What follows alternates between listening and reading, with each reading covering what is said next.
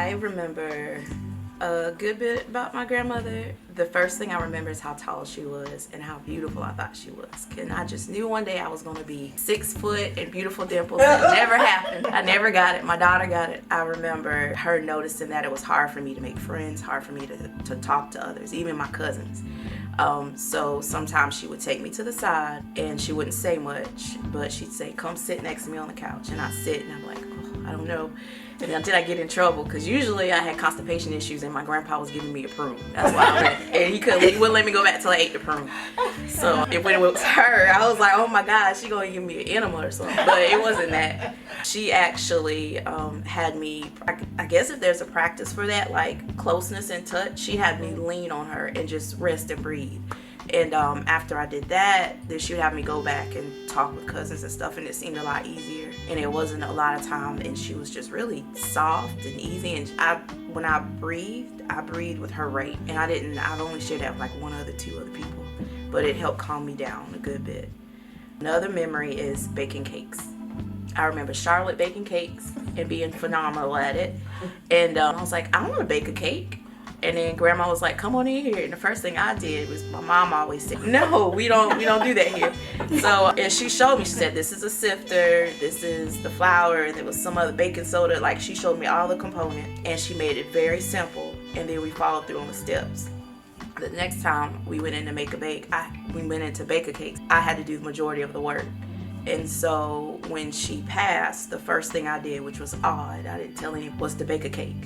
And I kept repeating that because I didn't want to forget her. I didn't want to forget that process. And but eventually I stopped, so I don't remember any of that now. And I also remember her talking a lot, getting dressed up and going to meetings and talking about the advocacy for healthcare. I remember her being so poignant about that. I remember her talking specifically to Grandpa about it, and Grandpa would listen. And he was like, well, you should tell somebody. And then she was like, yeah. And then the next thing I know, she's dressing up and she's going to tell people things. And then Grandpa saying, you always gone and telling people stuff. And she was like, well, that's what you told me to do. So it was just the banter you hear with the family that's here is only like a piece of what it is when everybody's together.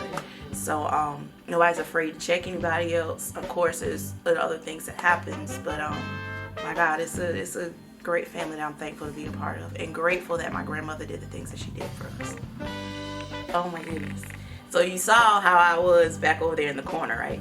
So the first thing I remember are her children's. My dad, Aunt Vaughn, Uncle Phil, and Aunt Lisa. Did I get it right? Yes. So none of them allowed us to ever step down for something that we needed to speak up for. And I believe that was definitely instilled to them or through them by our grandparents. But to see my grandmother get so feisty, I guess, about seeing that there were things that were happening. Literally, people were leaving this world that shouldn't have been. There should have been care here in this area a long time ago. And the fact that she had to fight for that, meaning that it wasn't already allotted to our community in the beginning because it's a right as a person, as a human being, was beyond her comprehension. She couldn't understand that. And the fact that she had to fight for it, meaning that if we bring it up during a council meeting, somebody should say yes and then it should happen. That is not the course of action that occurred. And I think why the doctor got so emotional, why the board members were so emotional, at some point during that development, they realized this was a harder fight than it should have been.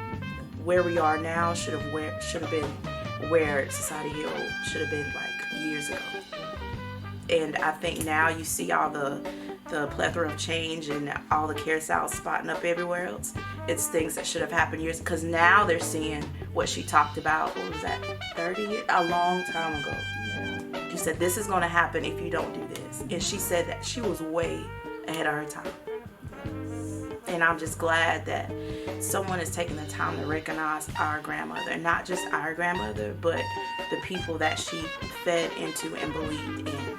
And that it's not something that passed away with her. Each and every person you saw come behind this camera, they all have a story, they have a link, they have a chain, they have access to something and to the community, through jobs, professions, careers.